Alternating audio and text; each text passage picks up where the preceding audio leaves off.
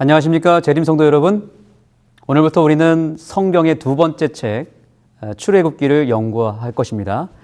우리가 보통 책을 읽을 때에는 그 주제를 먼저 파악합니다. 그 책을 쓴 저자가 어떤 의도를 가지고 썼는지를 파악하는 것이 중요하죠. 하나님께서 출애굽기라고 하는 책을 쓰실 때에는 분명한 목적이 있었습니다. 그래서 사도 바울은 고린도전서 10장 11절을 통해서 출애굽기를 읽어야 되는 이유에 대해서 이렇게 설명합니다. 그들에게 일어난 이런 일은 본보기가 되고 또한 말세를 만난 우리를 깨우치기 위하여 기록되었느니라. 아멘. 출애굽기가 기록된 목적이 무엇인지 여기 나타납니다. 여기서 말하는 그들에게 일어난 이런 일은 특별히 출애굽 사건을 의미합니다. 그런데 그 출애굽 사건이 본보기가 되었다라고 말하고 있죠. 본보기는 거울이라고 의미할 수 있습니다. 즉 출애굽 사건이 누군가에게는 거울이 되었다는 것입니다. 여러분, 누구에게 거울이 되었다라고 말하고 있죠? 네, 맞습니다. 바로 말세를 만난 우리에게 거울이 되었다는 거죠. 마지막 시대, 말세를 만난 우리는 누구이겠습니까? 바로 사도 바울 시대로부터 오늘날에 이르기까지 하나님의 백성으로 살고 있는 저와 여러분 모두에게 이 출애굽 사건이 거울이 되었다라고 말하고 있습니다. 우리가 거울을 보는 이유가 무엇인가요? 거울은 내 모습을 정확하게 비춰주는 역할을 하죠.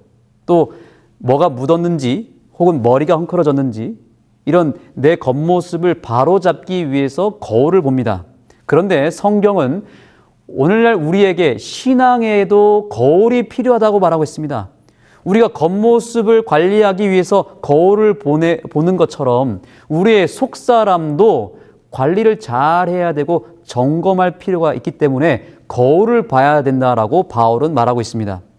이번 교과의 저자도 이 부분이 매우 중요하기 때문에 고린도전서 10장의 이 성경절을 인용하며 독자들에게 이렇게 강조합니다. 사도 바울은 과거에 하나님의 백성에게 일어난 일이 오늘날 우리에게 그들의 실수로부터 배우고 주님을 충실히 따를 수 있도록 하는 실물 교훈이 된다고 가르친다. 그렇습니다. 이 출애굽기라고 하는 책은 그냥 여러 책들 가운데 하나가 아닙니다. 성경에 많은 사건들이 등장하지만 특별히 출애굽이라고 하는 이 사건이야말로 말세를 살아가는 하나님의 백성들, 특별히 하나님의 말씀에 순종하는 재림 성도들에게 반드시 필요한 영적 거울의 역할을 하고 있다고 말하고 있는 것입니다. 그 이유가 분명히 있습니다. 그것은 뭐냐면 출애굽의 여정을 보면 이스라엘 백성들이 어디에서 출발합니까? 애굽에서 출발하여 가나안까지 들어가는 여정이죠.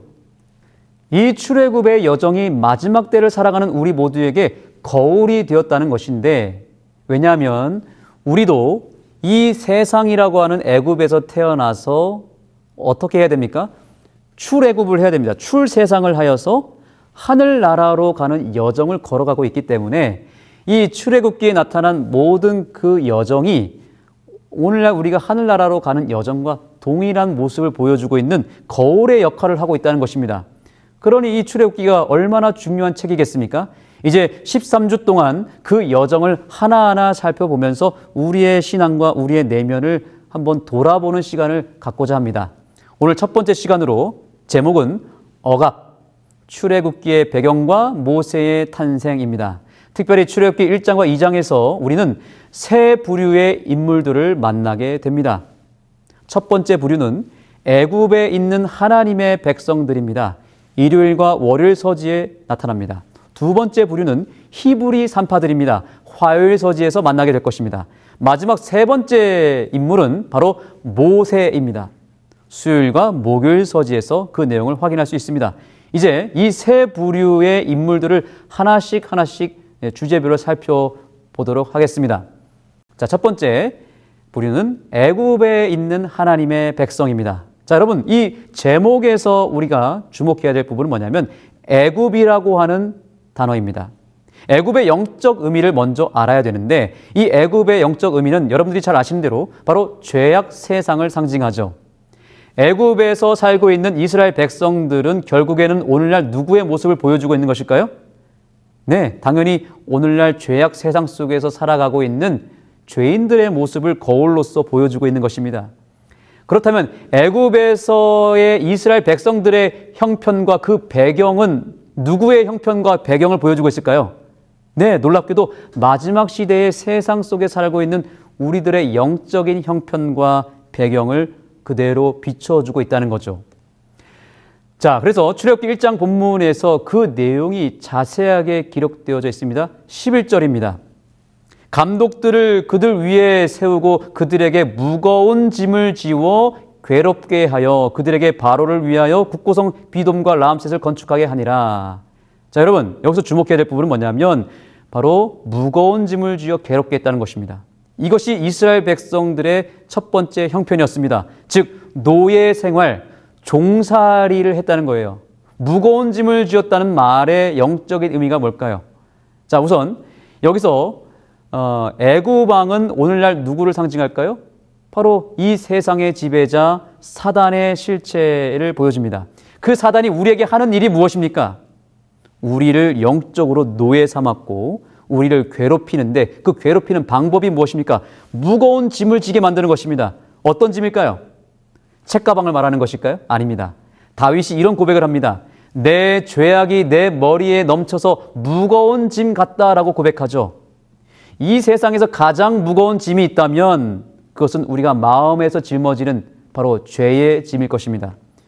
교과 반원들과 함께 이 부분에서 이 질문을 꼭 나누고 넘어갔으면 좋겠습니다. 그것은 뭐냐면 내 현재의 삶에서 가장 무거운 인생의 짐은 무엇인가요? 내 마음을 무겁게 하는 가장 힘든 죄의 짐은 무엇인가요? 라고 나눴을 때 다양한 대답이 나오겠죠.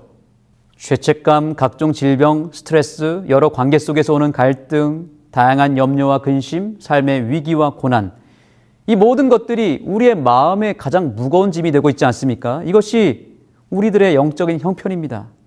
자, 그런데 우리가 월요일 소지로 들어가 보면 그 당시 이스라엘 백성들에게 있어서 더 심각한 문제가 있었다는 것을 알려주고 있습니다. 출애굽기 1장 8절에서 요셉을 알지 못하는 새 왕은 아흐모세였다. 그 다음에는 이스라엘 백성을 두려워하고 압제했던 통치자 아만호텝 1세가 다스렸다. 이후 투투모세 1세는 히브리 남자 아기를 모두 죽이라는 칙령을 내렸다. 자, 여기 보니까 이스라엘 백성들에게 있어서 매우 심각한 문제가 하나 있었습니다. 그것은 사형 명령이 떨어진 것입니다. 이것이 이스라엘 백성들의 두 번째 형편이었습니다. 요셉을 알지 못하는 새 왕이 일어나면서 아까 처음에는 노예 명령이 내려져서 고생을 시키더니 이제는 사형 명령까지 내리면서 이 민족을 완전히 없애버리려고 한 것입니다. 이스라엘 형편을 다시 정리해보면 두 가지 특징이죠. 첫 번째 노예 명령이 내려졌고 두 번째 사형 명령이 내려졌습니다. 이 두 가지 형편은 마지막 때의 세상 애굽에서 영적 이스라엘 백성으로 살아가는 저와 여러분이 당하고 있는 두 가지 형편을 그대로 보여주고 있는 것입니다. 우리의 운명도 어떻습니까? 우리도 역시 죄의 무거운 짐을 짊어지다가 결국에는 어떻게 됩니까? 우리가 잘 알듯이 죄의 삭은 사망이라고 했기 때문에 결국 우리가 이 땅에서 죽게 되는 것입니다. 이것이 우리의 형편입니다. 그래서 오늘 이 교과가 우리에게 던져주는 첫 번째 메시지는 뭐냐면 우리 인생의 현 주소를 알라라는 것입니다. 우리가 아무리 세상 속에서 성공하고 나름대로 노력하면서 행복을 추구하며 살겠지만 결국 우리의 운명은 어디로 흘러가게 되어 있냐면 삶의 무거운 짐을 짊어지다가 결국에는 비참하게 죽음으로 끝나는 운명이 된다는 것입니다. 그런데 우리는 이 대목에서 결코 놓치지 말아야 될 복음이 있습니다. 자, 우리가 다시 일일서지의 제목을 한번 읽어볼까요? 제목을 한번 다 같이 읽어보겠습니다. 시작. 애굽에 있는 하나님의 백성. 그렇습니다. 여기서 핵심이 되는 단어는 애굽이 아니에요. 바로 뒤에 있는 하나님의 백성이 주어입니다. 애굽이라고 하는 환경이 비록 이스라엘 백성들을 억압했지만 중요한 것은 그들이 비록 애굽에서 살면서 노예 생활을 하게 되었다 할지라도 그들의 정체성은 그들의 뿌리는 애굽에 있는 것이 아니라 하나님의 백성이라고 하는 것에 왔다는 것이죠. 그들의 생활 환경이 애굽이라고 하는 죄악 세상으로 바뀌었을지라도 그들은 여전히 하나님의 백성으로 살 수 있었다는 것입니다.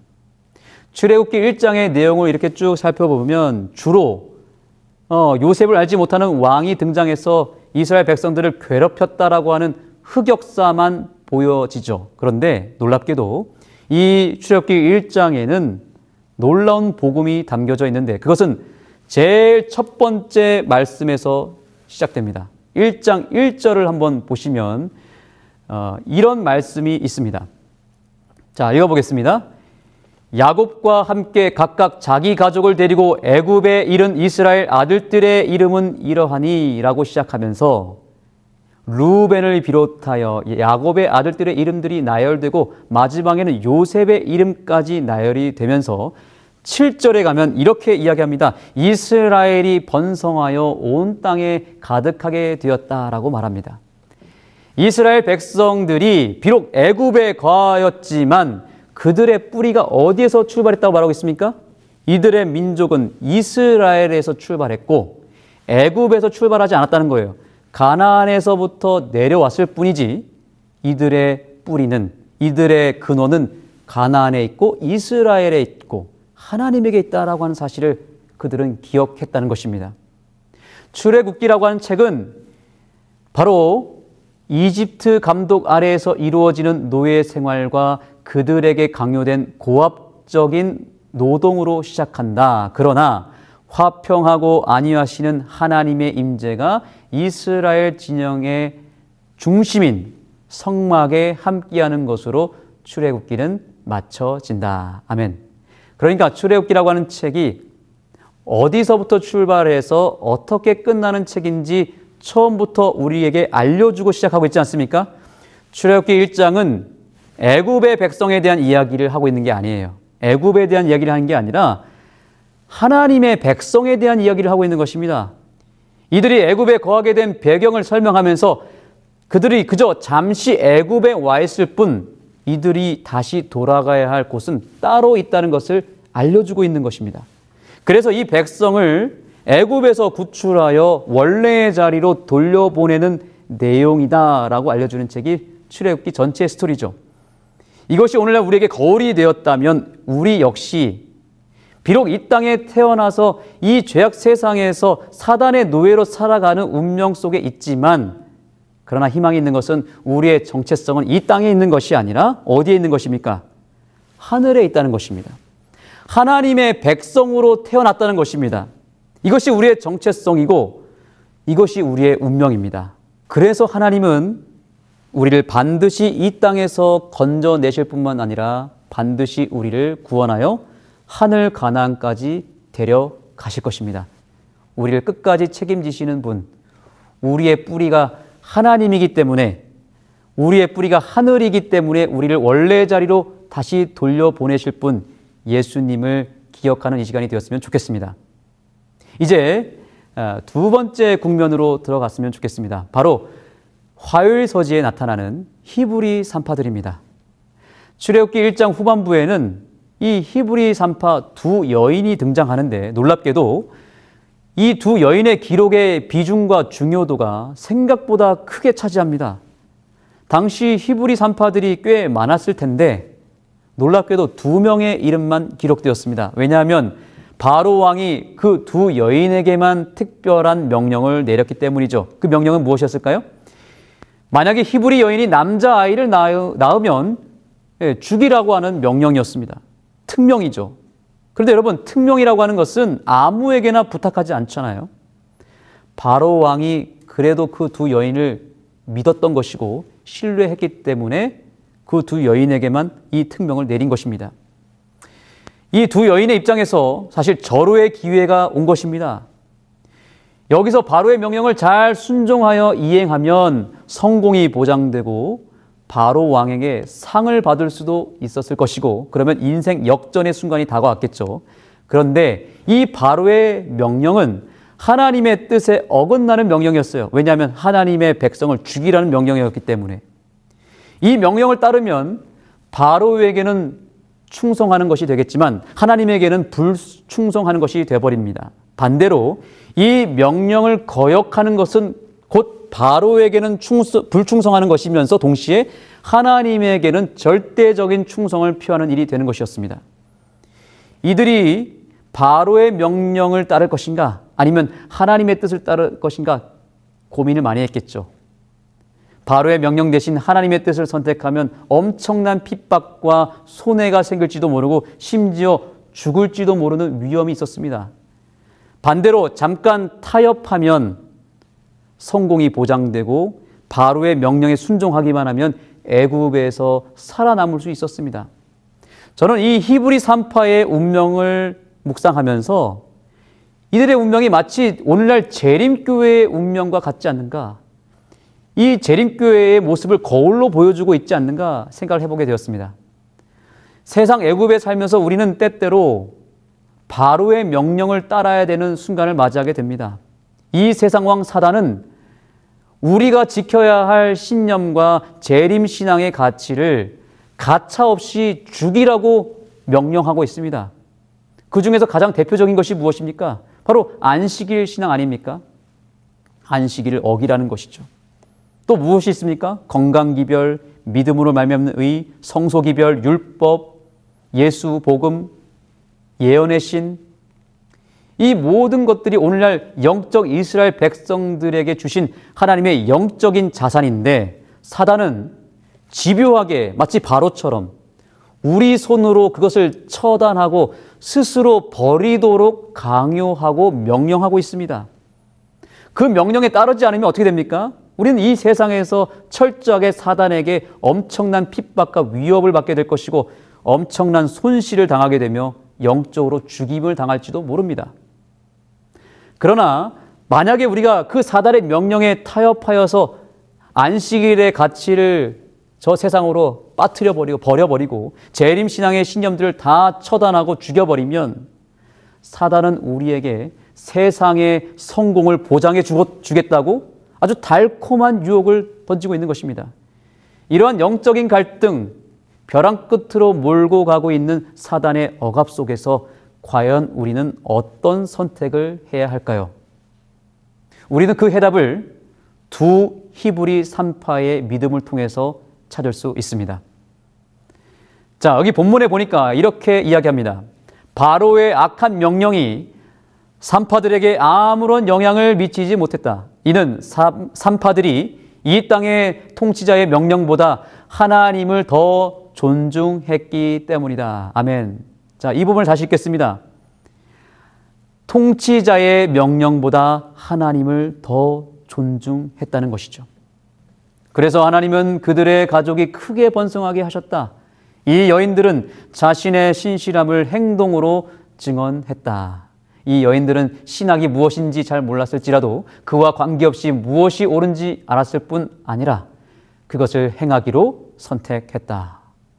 그들은 바로의 명령보다 하나님을 더 존중했고 바로보다 하나님을 더 두려워했습니다. 바로에게 상을 받는 것보다 하나님께 상을 받는 것을 더 가치 있게 여겼습니다.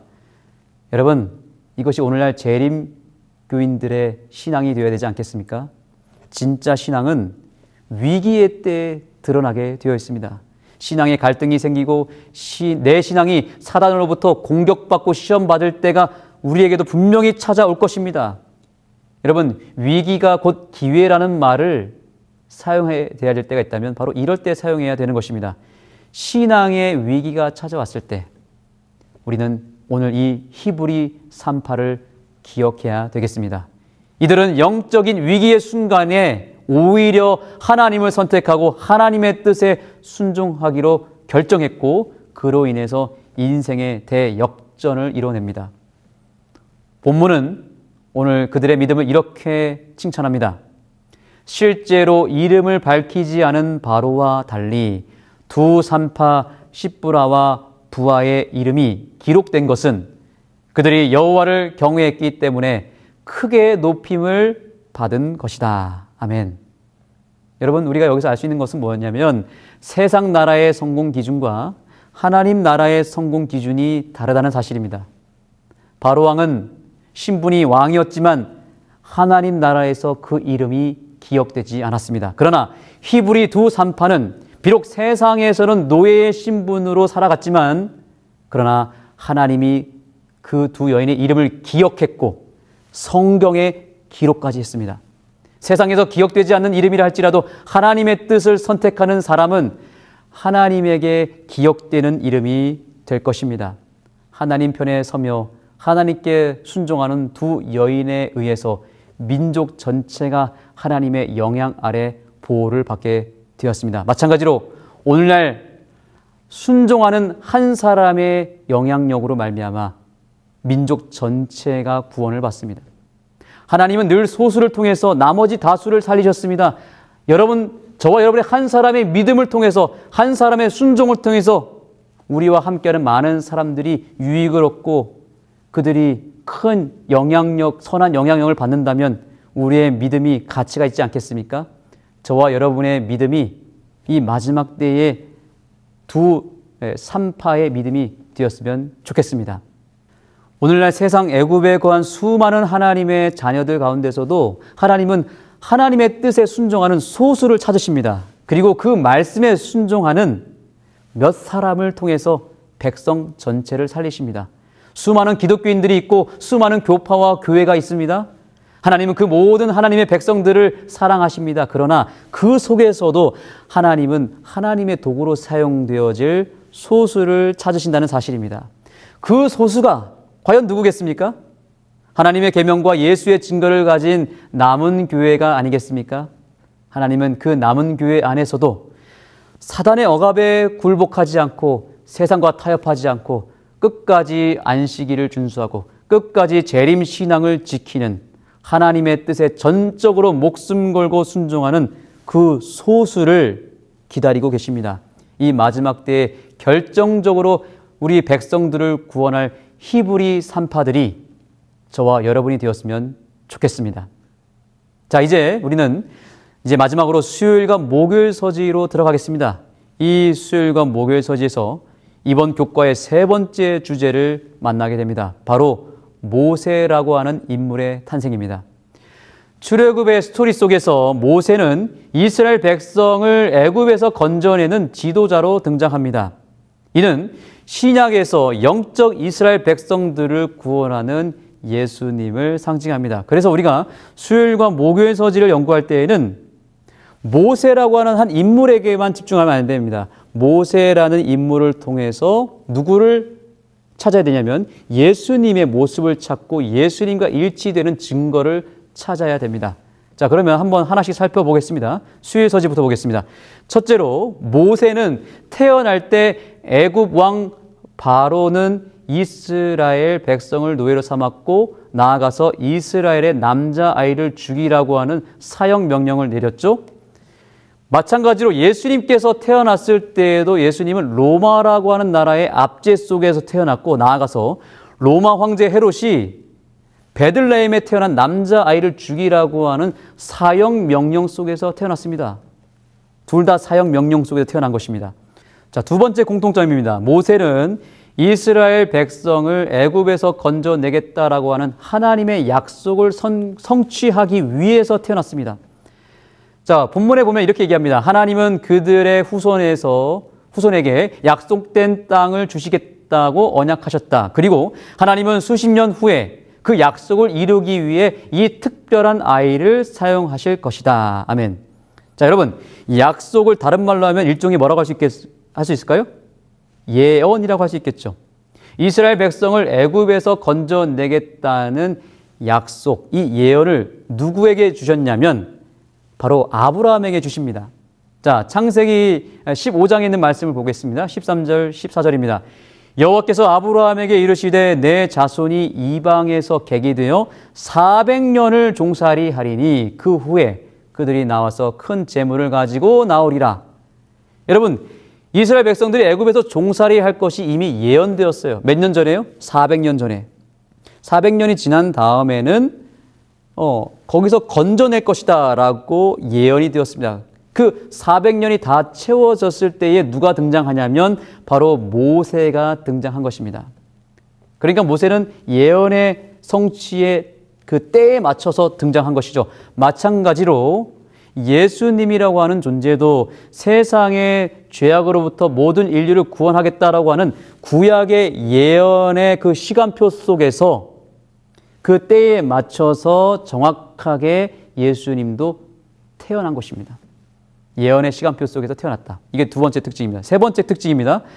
모세가 태어났을 때 바로의 사형 명령에서부터 피할 수 있었던 것은 아주 특별한 섭리가 하나 있었는데 그것은 역설적이게도 모세가 누구에게 입양을 갑니까? 네, 애굽의 공주였던 바로의 딸에게 발견되어져서 아기 모세가 잠시 애굽의 궁전으로 들어가게 됩니다. 마찬가지로 여러분 예수님도 헤롯 왕의 사형 명령으로부터 보호를 받기 위해서 잠시 어디로 피신을 떠납니까? 네, 애굽으로 피신을 갑니다. 모세나 예수님이다. 둘 다 잠깐 애굽의 도움을 받았다는 것도 공통점입니다. 자, 네 번째 중요한 특징이 있습니다. 모세는 12살이 될 때까지 철저하게 어머니의 신앙 교육을 받았습니다. 예수님도 마찬가지로 어린 시절에 어머니의 교육을 철저하게 받았습니다. 특히 12살 되던 해에는 성전에서 학자들과 토론하실 만큼 어린 시절을 어머니의 교육에서 확실하게 교육받았습니다. 다섯 번째 특징입니다. 모세의 이름은 건져냄이라고 하는 뜻입니다. 물에서 건져내었다. 이것을 두 자로 줄이면요, 구원이라고 할 수 있겠죠. 모세는 자기 백성을 애굽에서 건져내야 한다는 사명 속에서 그 이름도 구원이라고 하는 이름을 가지고 태어났습니다. 놀랍게도 예수님이라고 하는 존재도 동일한 사명과 동일한 이름을 가지고 태어난 것입니다. 예수님의 이름의 뜻이 뭔지 아시죠? 마태복음 1장 21절 다 같이 읽겠습니다. 시작. 아들을 낳으리니 이름을 예수라 하라. 이는 그가 자기 백성을 그들의 죄에서 구원할 자이심이라 하니라. 아멘. 놀랍게도 예수라고 하는 이름도 역시 구원입니다. 모세도 이름이 구원입니다. 구약의 이스라엘 백성들을 애굽에서 건져낼 자 모세의 모습을 이렇게 자세하게 살펴보도록 하신 이유가 무엇일까요? 예수님이라고 하는 분이 2000년 전에 오셨을 때에 그냥 아무 때나 아무 곳에서 태어나는 것이 아니라 여러 가지 형태와 여러 가지 모양으로 오실 텐데 그 세밀한 증거를 누구를 통해서 거울로 비춰보게 한 것입니까? 모세를 먼저 보여주시면서 그 모세와 일치된 모습으로 오는 메시아여야만 진짜 메시아일 수 있기 때문에 거울로 비춰준 것입니다. 최소한 진짜 메시아는 그 이름이 구원이라고 하는 뜻을 가져야 됐고요. 애굽으로 잠시 피신해야 됐고 최소한 12살 이상 동안 어머니의 교육을 받아야 됐고 무엇보다 예언이 성취되는 정확한 시점에 맞춰서 탄생해야 했습니다. 하나님은 우리로 하여금 진짜 메시아를 잘 분별하고 선택하도록 하기 위해서 모세를 통하여 미리 예언한 것입니다. 예수님은 이제 마지막 때에 한 번 더 구원자 예수님을 보내주실 것입니다. 그것은 재림의 사건이죠. 그 재림도 아무 때나 찾아올까요? 아닙니다. 철저하게 미리 예언한, 특별히 다니엘서와 요한계시록을 통해서 예언을 통해서 보여주신 그 모습 그대로 오시는 메시아여야만 할 것입니다. 그 예수님의 구원의 임재를, 그 구원의 손을 붙잡게 되기를 간절히 소망합니다.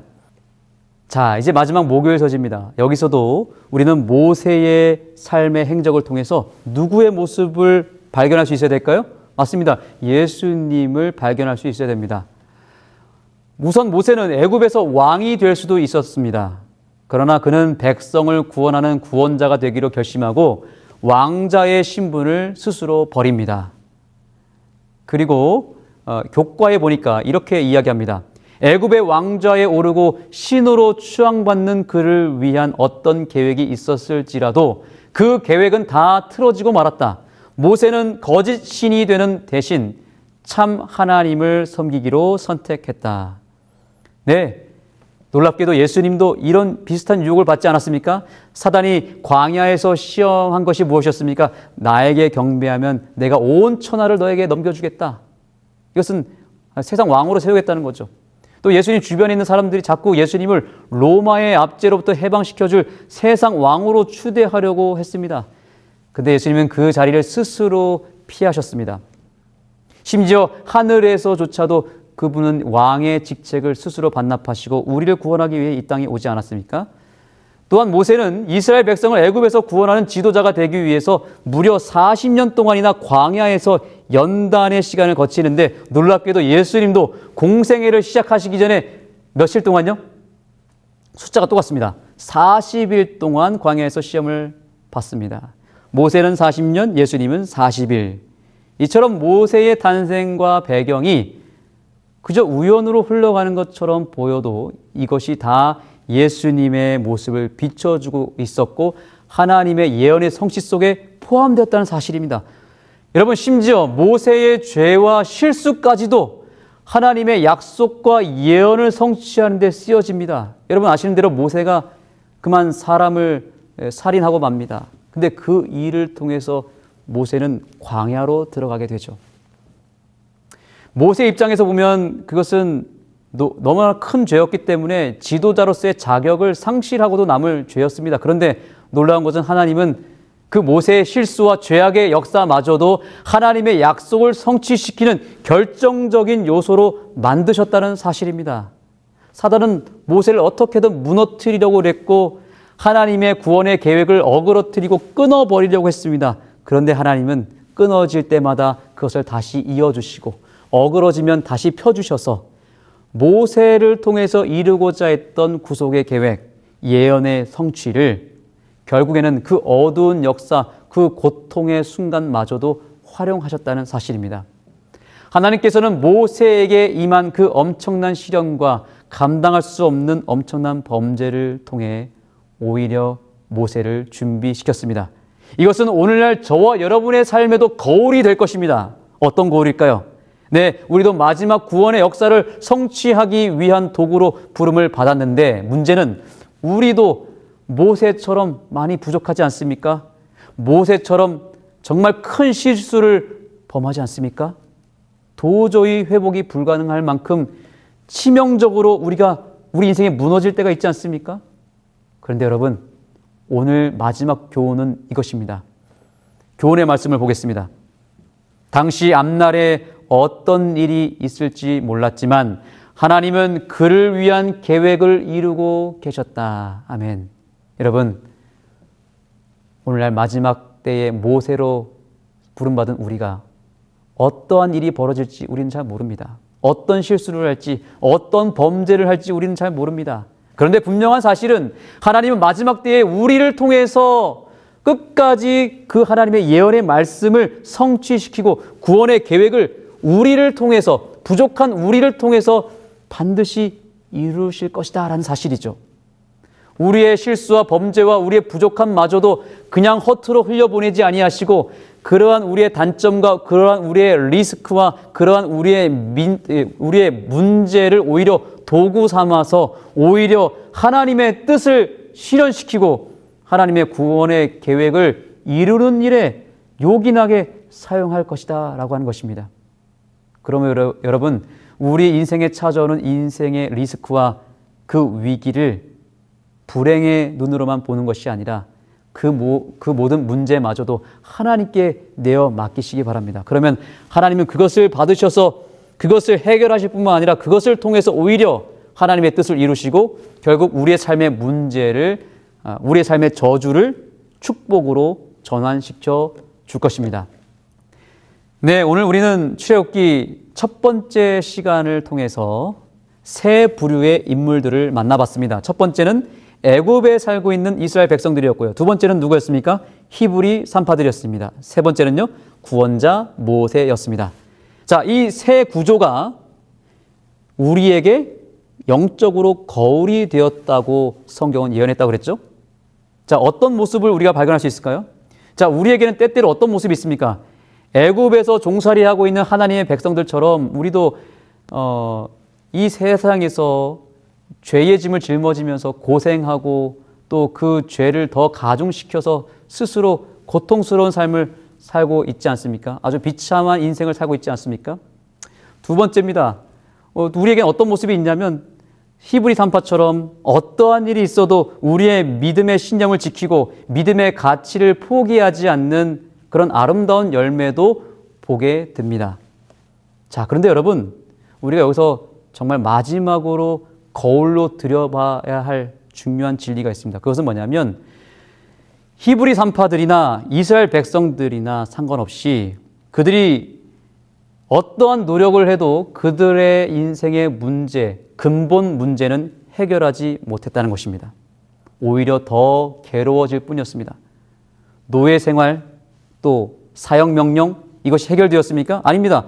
히브리 산파들이 그런 믿음을 보였을 때 오히려 바로가 더 괴롭혔습니다. 더 많은 큰 명령을 내려서 더 이스라엘 백성들을 죽게 만들었습니다. 여러분, 우리가 이 땅에 살면서 노력하는 것들이 일시적으로 회복이 되는 것처럼 보이고 뭔가 해결되는 것처럼 보이지만 그렇지 않습니다. 우리가 열심히 살면 살수록, 우리가 발버둥 치면 발버둥 칠수록 사단은 우리를 더 괴롭히고 더 비참하게 만들지 모릅니다.